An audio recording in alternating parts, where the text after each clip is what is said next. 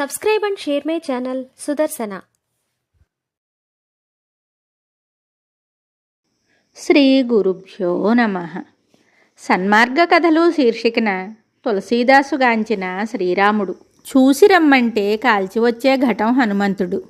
సీతాదేవిని కనుగొని మహదానందభరితుడై శ్రీరాముణ్ణి దర్శింప ఆతృతతో తిరిగి వస్తున్నప్పుడు చూశాను సీతను అంటూ అందరినీ ఆనందంలో ముంచెత్తాడు.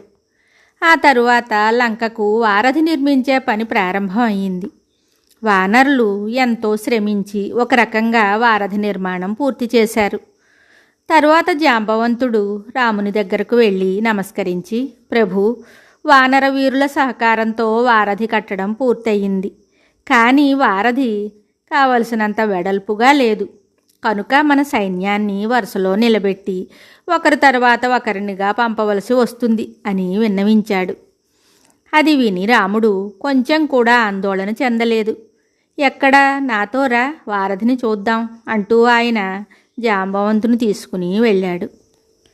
అప్పుడు సముద్రంలో జీవించే అసంఖ్యాక జలచరాలు శ్రీరాముడు వారధిని చూడ్డానికి వస్తున్నాడన్న విషయం తెలుసుకుని శ్రీరాముని దర్శించాలనే ఆతృతతో సముద్ర ఉపరితలం మీదకు వచ్చాయి.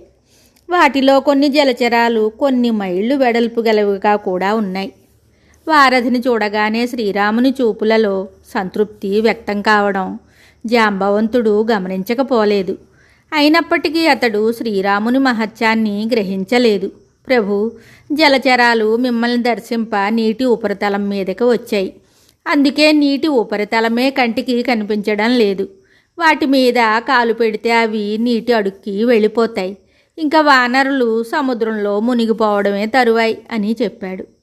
కానీ ఆ జలచరాలలో కనురెప్పలు మూస్తే ఆ సమయంలో రాముని దర్శన భాగ్యం కోల్పోతామని, కనురెప్పలు ముయ్యకుండా కదిలితే కనురెప్పలు మూతబడతాయని కదలకుండా భక్తి పారవస్యంతో సముద్ర ఉపరితలం మీద ఉన్నవి ఉన్నట్లే ఉండిపోయాయి. అప్పుడు రాముడు జాంబవంతుడితో, ఎక్కడా నువ్వు భావించినట్లే కావాలంటే ఒక పెద్ద బండరాయిని వేసి జలచరాలు నీటి అడుక్కుపోతాయేమో పరీక్షించి చూడు అన్నాడు. జాంబవంతునికి అప్పుడే కాస్త అర్థం కాసాగింది. వెంటనే వానరసేనకు ఆవలి తీరానికి ఇంక బయలుదేరమని ఆజ్ఞ జారీ చేయబడింది. వానరులలో కొందరు ఆకాశ మార్గంలో ఆవలి తీరం చేరుకున్నారు. మరికొందరు నిర్మించబడిన వారధి మీదుగా వెళ్ళి అవతలి ఒడ్డును చేరుకున్నారు. తక్కిన వారు జలచరాల మీదుగా నడిచి వెళ్ళి లంకను చేరుకున్నారు. శ్రీరామునికి వారధి నిర్మించడానికి ఇతరుల సహాయం అవసరమా? అంతే. జాంబవంతునికి సమస్తం అవగతమైపోయింది.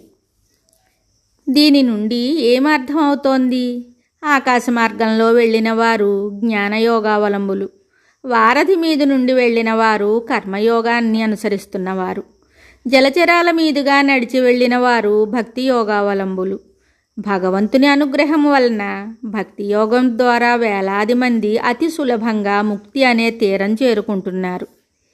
శుభం. Subscribe and share my channel Sudarsana.